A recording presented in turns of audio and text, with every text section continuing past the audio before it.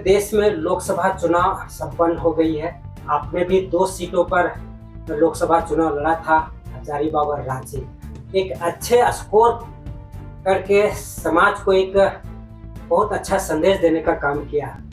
NDA पूर्ण बहुमत के साथ सरकार बनाने जा रही है। आज प्रधानमंत्री नरेंद्र मोदी का शपथ ग्रहण समारोह है, क्या कहेंगे? देखिए, सबसे पहले मैं आपके इस चैनल के माध्यम से अपने संसदीय क्षेत्र की जनता समेत इस देश के आम आवाम को बधाई देना चाहता हूं और हम अपने संसदीय क्षेत्र के उन मतदाताओं का आभार व्यक्त करते हैं जिन्होंने अपना मत हमारे पार्टी के घोषणा को सुन के समझ के और हमारे में मत मिलाने का काम किया और जो भी अपना जनमत था वो हमारे पक्ष में वोट कास्ट किया। हम ऐसे मतदाताओं का पुनः आभार व्यक्त करते हैं और आशा करते हैं कि सामाजिक व्यवस्था परिवर्तन की लड़ाई में इस आंधी में आप लोगों ने जो सहयोग हमको दिया है, आने वाला दिन में निरंतर यह क्रम जारी रहेगा और यह व्यवस्था परिवर्तन की जो क्रांति है, इस कारवां को आगे बढ़ाने में आप कारगर सिद्ध होंगे। आज माननीय नरेंद्र मोदी भारत के प्रधानमंत्री पद का शपथ ग्रहण कर रहे हैं। हम माननीय प्रधानमंत्री को बधाई देना चाहते हैं और देश की जनता को भी हम बधाई देते हैं कि उन्होंने अपना मत देकर भारत के प्रधानमंत्री नरेंद्र मोदी जी को स्थापित किया है। देखिए, राजनीतिक दल जो होते हैं, उस दल में जब प्रत्याशी चुनाव लड़ते हैं तो अपने अपने दल के नीति सिद्धांत और अपना घोषणा पत्र के आधार पर जनता के पास क्रांति लाने का काम करते हैं, उनको बताने का काम करते हैं, जनमत संग्रह करने का काम करते हैं।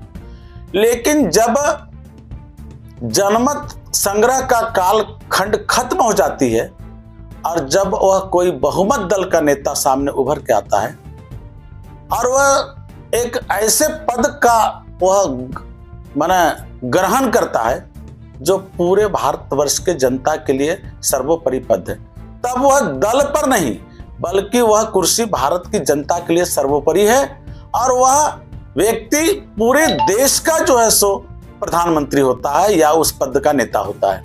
हम समझते हैं कि माननीय प्रधानमंत्री महोदय ने गठबंधन यानी एनडीए के प्लेटफॉर्म पर चुनाव लड़के बहुमत दल का नेता बने। हम उनका आभार व्यक्त करते हैं और बड़ा खुशी की बात है कि माननीय प्रधानमंत्री नरेंद्र मोदी जी इस देश के महापुरुष हैं। वह आज भारत का प्रधानमंत्री का पद का जो है शपथ ले रहे हैं। हम आशा ही नहीं विश्वास करते हैं कि आने वाले दिन में भारत के जनता के लिए अच्छी अच्छी नीतियां, अच्छे अच्छे कानून बनाने के काम में वो पहल करें और जनता के हित में काम करें। लेकिन एक बात आपको और भी हम बता देना चाहते हैं माननीय प्रधानमंत्री महोदय जी को और ये भारत के जो कैबिनेट में मंत्री बनने वाले लोग हैं, इन तमाम लोगों को कि देखिए, चुनाव के समय जो कुछ विपक्षी ताकतें हैं, ऐसे ताकतों के पक्ष में भी जनता वोट का वो जो है दुर्विकरण करती है। मेरा मानना है कि जो विपक्ष की शक्तियां बढ़ती है, विपक्ष के वोट बढ़ते हैं, तो निश्चित रूप में कहीं न कहीं जनता का असंतोष जो है वो उभरता चला जाता है, जिसके चलते वो जो है अपना जनमत संग्रह जो है वो विपक्ष की ओर चला जाता है। तो हम माननीय प्रधानमंत्री जी से आग्रह और आशा करेंगे कि आने वाला दिन में जो विपक्ष की शक्तियां और जो वोट का संग्रह विपक्ष कर लेती हैं, ऐसे वोट अपने पक्ष में कैसे कास्ट हो, इसके लिए अच्छी नीति बनाए ताकि आने वाला दिन में भारत के अंदर विपक्षी शक्तियां वो कम हो और पक्ष की शक्तियां ज्यादा हो। तो मेरा ये मानना है कि जनमत संग्रह में हम ये कहना चाहेंगे कि जो भी कारगर पद पर, जो पदेन ऐसा कोई पद है, उस पद पे रह के ऐसा काम करे ताकि जो है सो उनके पक्ष में ज्यादा जो है सो जनता का झुकाव हो और जो है सो विपक्ष में गोलबंदी कम हो। जैसे आपके उदाहरण के लिए आपको बताते हैं, जब भारत का प्रथम प्रधानमंत्री का चुनाव हुआ था, एक तरफ पंडित नेहरू चुनाव लड़ रहे थे, दूसरे तरफ जिन्ना चुनाव लड़ रहे थे। पंडित नेहरू चुनाव जीत गए, जिन्ना चुनाव हार गए। लेकिन चुनाव हारने के बाद जिन्ना पंडित नेहरू के पास गए और जाके पंडित जी को बधाई दिए और देने के साथ साथ उन्होंने एक नसीहत दिया कि पंडित जी हमको 10,000 वोट मिले, कोई बात नहीं, लेकिन मैं ये मानता हूं कि यदि 10,000 वोट भी आपके विपक्ष में पड़ा, इसका मतलब कहीं ना कहीं वो 10,000 लोग आपसे नाराज थे। मेरा मानना है कि ये 10,000 लोग आने वाले दिन में आपके पक्ष में वोट करें, ऐसा आप काम करें, ये कह के उन्होंने बधाई दिया था। मेरा भी मानना है कि आज भारत के प्रधानमंत्री नरेंद्र मोदी जी महापुरुष हैं इस देश के लिए। इस देश का पहचान पूरी दुनिया में उन्होंने बनाने का काम किया। तो निश्चित रूप से उनका जो आसार विश्वास था, जनता उसको एडॉप्ट की। लेकिन हाँ, जिस उम्मीद से इस बार वोट की अपेक्षा की गई थी, हमको लगता है कहीं न कहीं उस उम्मीद पर थोड़ा पानी फिरा है।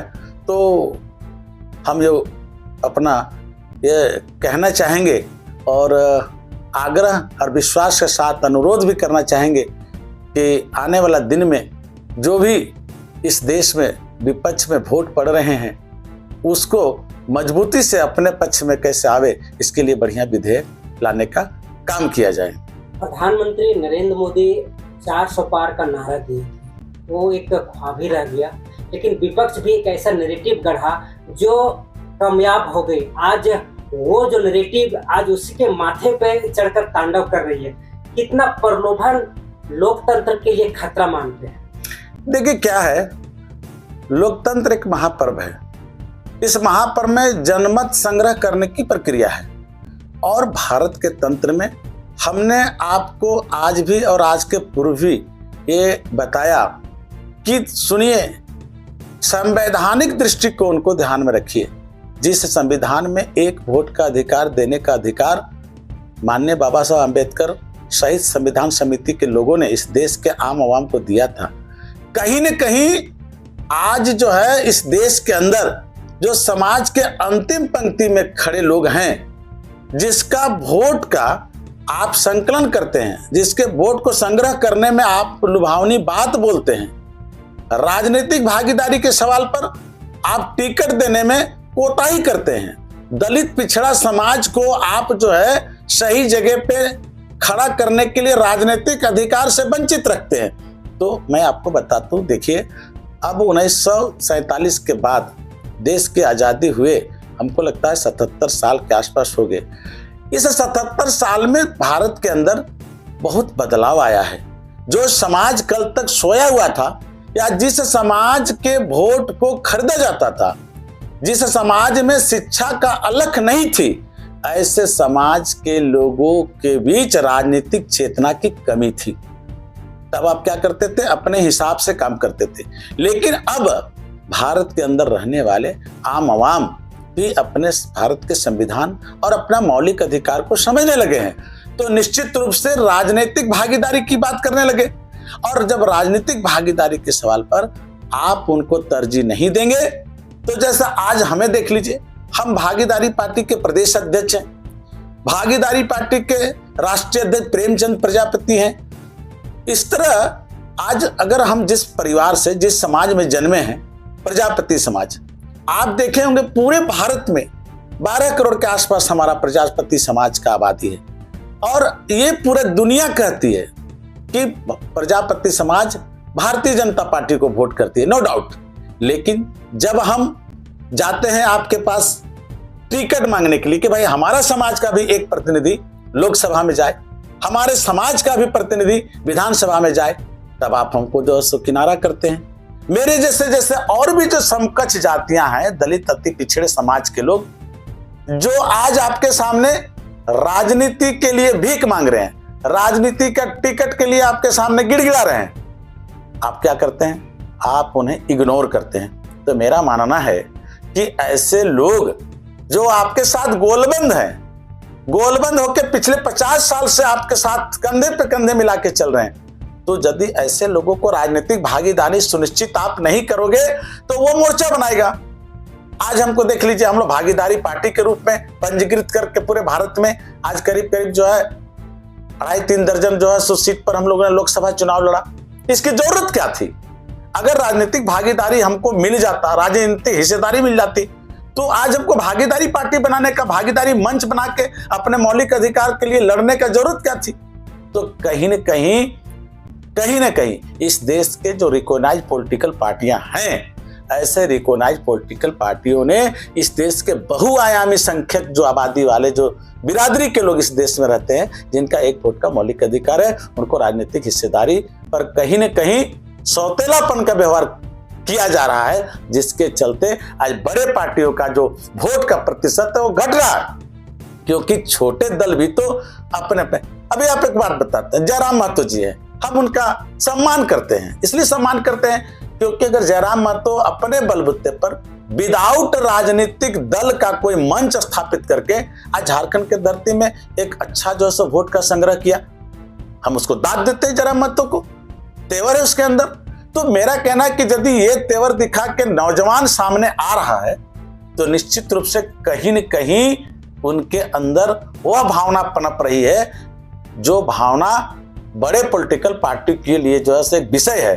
तो बड़े पॉलिटिकल पार्टियों को समझना चाहिए कि देश के अंदर जो नौजवान जगा हुआ है, देश के अंदर जो समाज में क्रांति लाने की क्षमता रखता है, ऐसे लोगों को कैसे उनका मौलिक अधिकार मुहैया हो, इस बिंदु पर चिंता करना चाहिए। मेरा एक सवाल है आपसे कि अभी आपने कहा कि जनता जाग रही है, लेकिन बहुत बड़ा तबका काफी अच्छा प्रतिशत प्रलोभन में जा रही है। ये प्रलोभन लोकतंत्र के लिए कितना खतरा है? देखिए, एक बात आपको बता देते हैं, किसी भी समाज में क्रांति तब आएगा जब उस समाज में स्वार्थ से ऊपर उठ के नीति और सिद्धांत में लड़ने की क्षमता पैदा करना होगा। आज आपको हम बता दें कि आज आप देख लीजिए, कार्ल मार्क्स को देख लीजिए, आप लेनिन की बात कर लीजिए, या दुनिया में जो भी क्रांति लाने का काम किया, आपको हमेशा याद रखना होगा कि क्रांति बिल्कुल स्वार्थ से ऊपर उठ के जनता के हित के लिए जिसने लड़ा, वो क्रांति लाने का काम किया। उनका क्रांति कहां तक सिद्ध हुआ नहीं हुआ, विभिन्न प्रदेशों विभिन्न देशों में अलग अलग तरीके पर प्रभाव है, लेकिन मैं ऐसे महापुरुषों का नमन करता हूं जो सर्वहारा वर्ग में, जो दबे कुचले वर्ग में, जो फटेहाली की जिंदगी जीने वाले वर्ग में, जिनका मौलिक अधिकार का हनन होता था, दलित पिछड़े ऐसे लोग जो बिल्कुल समाज के मुख्य धारा से बहुत अलग जिंदगी जी रहे थे, जिनका आर्थिक स्थिति खराब था, ऐसे लोगों को सामाजिक मुख्य धारा में, सामाजिक समरसता में जोड़ने के लिए जो क्रांति पैदा करने का काम किया, जो झंडा खड़ा करने का काम किया, वो सभी धन्यवाद के पात्र हैं, क्योंकि ऐसे लोग जो स्वार्थ से ऊपर उठ के, आपको मैं बता दूं, AK राय धनबाद के सांसद हुआ करते, मैं उनका भी सम्मान करता था। जब वो सोते थे तो ईंटा का तकिया लगा के सोते थे, अपने लिए क्या सोते थे? कुछ नहीं। तो मेरा ये कहना है कि देखिए, प्रलोभन से समाज में व्यवस्था परिवर्तन का क्रांति नहीं आएगा। जो कोई भी अगर समाज की बात करता हो, सम्मान पाने की बात करता हो, तो उसको अपने स्वार्थ से ऊपर उठ के जनहित में कार्य करना होगा। और इतिहास गवाह है कि जो मन से किया हुआ काम, जो जनता के हित के लिए, उसके दुख उसके दर्द के हित के लिए लड़ा है, निश्चित रूप से उस देश में क्रांति आया है, उसका सम्मान दुनिया में बढ़ा है। तो भारत के अंदर भी हमको लगता है कि जो लोग अगर प्रलोभन की बात कर रहे हैं, उनको अपने प्रलोभन से ऊपर उठ के इस देश की जनता के लिए करना चाहिए, इस देश की जनता के लिए सोचना चाहिए, और देश में अच्छी सशक्त बढ़िया सरकार बने, जहां से व्यवस्था परिवर्तन का आंधी लाया जा सके, इस बिंदु पर सोचना चाहिए। विपक्ष जिस तरीके से माहौल बनाया था 400 पार रोकने के लिए, उन्हें कामयाब हो गया। बीजेपी का भी पूर्ण बहुमत नहीं आया, लेकिन 2 किंग मेकर उभर कर सामने आए, नीतीश कुमार और चंद्रबाबू नायडू, उनका इतिहास रिकॉर्ड देखा जाए तो पलटने में महारत हासिल है। क्या जिस तरीके से पूर्ण बहुमत सरकार बीजेपी पिछले 10 सालों से चलाते आ रही थी, क्या इस बार भी इस तरीका का तेवर या सब जो देश की जो निर्णय है ऊपर उठाने का या विश्व गुरु बनाने का या 5वें से तीसरे पायदान पर अर्थव्यवस्था पर लाने का, क्या वो तेवर मोदी जी का बरकरार रहेगा? देखिए, जनतंत्र में पक्ष और विपक्ष की व्यवस्था है।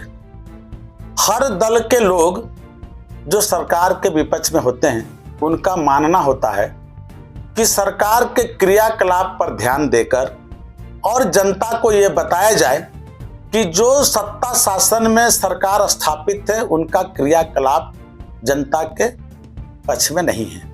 अब इस बात पर जनता कितना एडप्ट करती है ये तो जनता के ऊपर डिपेंड करता है। सरकार का क्रियाकलाप का प्रचार प्रसार करना विपक्षी का धर्म है, और विपक्षी लोग यदि जनता को यह बताने का काम कर रहे थे कि सत्ता पक्ष के लोग जनहित के लिए जो सो कारगर नहीं है, निर्णय तो जनतंत्र में जनता को करना है। हर दल के लोग जो सत्ता के विपक्ष में होता है वो चाहता है कि हम सत्ता पक्ष के लोगों को नीति को जनता के खिलाफ बता के और अपने आप को स्थापित करना। तो जनतंत्र में जनता किसको एडप्ट करती है, जनता किसको सत्ता में लाना चाहती है, ये जनता निर्णय करती है।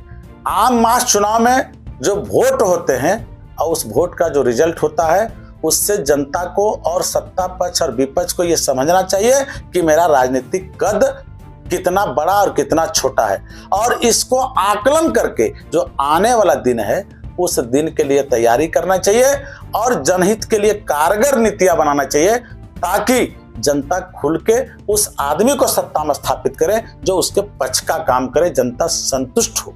राहुल गांधी जिस तरीके से 1 करोड़ महिलाओं को 1 लाख रुपया प्रति वर्ष देने का जो वादा किए थे, 5 किलो अनाज की जगह 10 किलो देने के बाद किए थे, 30 लाख नौकरियां बांटने की बात कही गई थी, आज महिलाएं लाइन लगा करके 1 लाख रुपया मांगने पहुंच रही हैं। ये कहां तक उचित है राजनीतिक क्षेत्र में? देखिए, राजनीति में क्या है, सच और झूठ ये 2 वादे होते हैं, लेकिन ये जानिए कि आप सिर्फ वादा कर सकते हैं, आप सिर्फ घोषणा कर सकते हैं, लेकिन अगर घोषणा और वादा के हिसाब से जनता के सामने खरा नहीं उतरिएगा तो उसका हिसाब जनता करती है ना।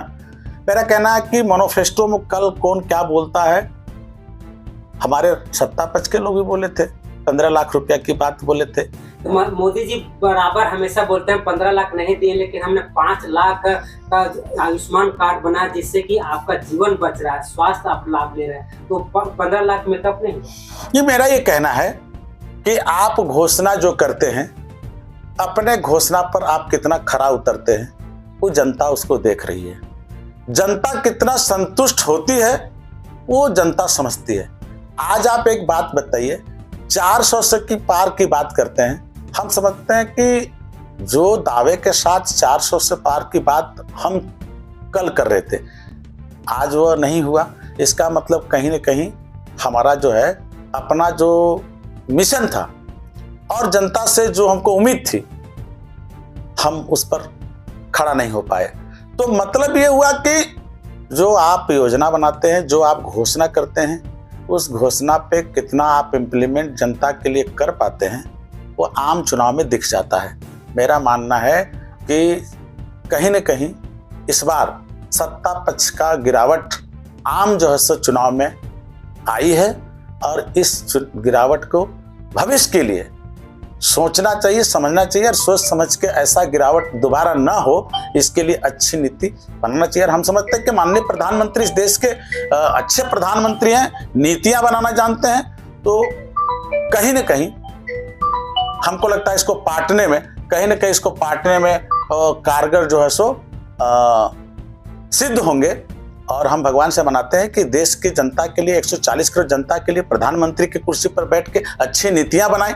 और हम तो सीधा सीधे कहेंगे कि भाई हम लोग भागीदारी पार्टी के लोग हैं, भागीदारी पार्टी के सवाल पर भागीदारी भी सुनिश्चित करें ताकि आने वाला दिन में एक सशक्त राष्ट्र निर्माण में पूरा देश के जनता आपके साथ गोलबंद होकर। भारत आजादी के बाद दूसरे ऐसे प्रधानमंत्री बन रहे जो लगातार 3 बार प्रधानमंत्री बन रहे हैं।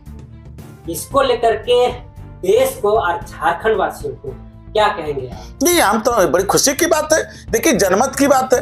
अगर जनता का जनमत अगर माननीय प्रधानमंत्री नरेंद्र मोदी के पक्ष में गया, बहुमत दल के नेता हुए, तो आपको तो बताइए लोकतंत्र कहां पर बढ़े। ये तो लोकतंत्र पर आधारित जो सत्ता शासन है। और अगर भारत की जनता ने माननीय प्रधानमंत्री नरेंद्र मोदी जी को तीसरी बार इस देश की कुर्सी पर बैठाया, बड़ा खुशी की बात है। हम भी अपना खुशी जाहिर करते हैं और हम इसे उम्मीद करते हैं माननीय प्रधानमंत्री महोदय की यशस्वी प्रधानमंत्री आप हैं, भारत के लिए अच्छी नीति लाइए, दुनिया के सामने जो है भारत को सिरमौर पर बैठाने की काम करें। लेकिन एक बात हमेशा ये कहेंगे कि जो गिरावटें आई हैं, गिरावट भागीदारी के सवाल पर हुआ। मैं आपको सीधा सीधा बताता हूं, गिरावट भागीदारी के। इस देश के अंदर जो दलित अति पिछड़े समाज के लोग, जिसका एक बहुसंख्यक आबादी, बहुसंख्यक वोट है, अब राजनीतिक भागीदारी सुनिश्चित करना इस देश के लोगों का नैतिक कर्तव्य है। यदि राजनीतिक भागीदारी सुनिश्चित होता है तो हमको लगता है कि आने वाला दिन में यह देश विश्वगुरु था, विश्वगुरु रहेगा और विश्वगुरु बनने में हमको लगता है देर नहीं है। लेकिन बस ये जान लीजिए, हम प्रजापति हैं, हम बिंद हैं, हम मल्लाह हैं, हम केवट हैं, हम तैलिक हैं, हम दुसाद हैं, हम पासवान हैं। भाई हमारा भी भागीदारी बनता, हम इस देश का नागरिक है। तो राजनीतिक भागीदारी कैसे सुनिश्चित हो, इस बिंदु पर हम जैसे भागीदारी मोर्चा के लोग हमेशा आवाज उठाते रहेंगे। नीतियां आप बनाइए, लोगों को जोड़िए, लोगों को संतुष्ट करिए, ताकि इस देश के अंदर एक समतामूलक समाज का निर्माण हो जाए। लास्ट सवाल एक मेरा रहेगा, लोकसभा चुनाव समाप्त हो गई है, प्रधानमंत्री भी बनने वाले हैं, विधानसभा झारखंड में आने वाला है। विधानसभा को लेकर के क्या तैयारी है भागीदारी पार्टी? आप प्रदेश अध्यक्ष हैं और काफी तैयारी और मीटिंग सीटिंग चलते रहती है आपकी, क्या तैयारी है विधानसभा को लेकर? देखिए, ऐसा है, पिछले 1.5 साल से इस प्रदेश में राजनीतिक भागीदारी, सामाजिक भागीदारी और आर्थिक भागीदारी के सवाल पर हमारी पार्टी निरंतर प्रयासरत है, आंदोलनरत है। हमने इस प्रदेश में लोकसभा चुनाव लड़ी। लोकसभा चुनाव लड़ने के बाद जो सम्मानजनक वोट हमको प्राप्त हुआ, इस बात का संकेत है कि जनता का रुझान भागीदारी के सवाल पर अब मुड़ रही है।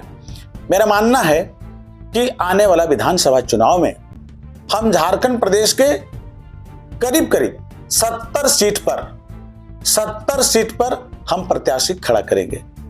हमारा संगठन का काम चल रहा है। 70 सीटों में हम विधानसभा चुनाव लड़ने की स्थिति में आ रहे हैं और निश्चित रूप से जनता का झुकाव, जनता का मूड भागीदारी के सवाल पर, हिस्सेदारी के सवाल पर हमारे साथ बन रहा है। और हम उनके भी मांग पर हम चाहते हैं कि इस राज्य के अंदर जो हरिजन आदिवासी के आरक्षित सीटें हैं, उसके अलावे जो अनारक्षित सीटें हैं, ऐसे तमाम सीटों में सभी वर्ग, सभी समुदाय के लोगों को हम प्रतिनिधित्व के रूप में एक टिकट उसको दे, ताकि वह चुनाव जीत के विधानसभा में आवे और विधानसभा में आके एक समतामूलक समाज का निर्माण करें, जिससे कि इस राज्य के अंदर एक सशक्त विधानसभा में सरकार की गठन हो सके और सर्व समाज को राजनीतिक अधिकार मिल जाए। उनके अंदर का सामाजिक व्यवस्था परिवर्तन की लड़ाई में वो जो है सो कारगर सिद्ध हो। तो हम 70 सीट पर चुनाव लड़ने की तैयारी कर रहे हैं। धन्यवाद। परिचय दीजिए। नमस्कार, मैं श्याम बिहारी प्रजापति, अधिवक्ता, झारखंड हाईकोर्ट, सह प्रदेश अध्यक्ष, भागीदारी पार्टी झारखंड।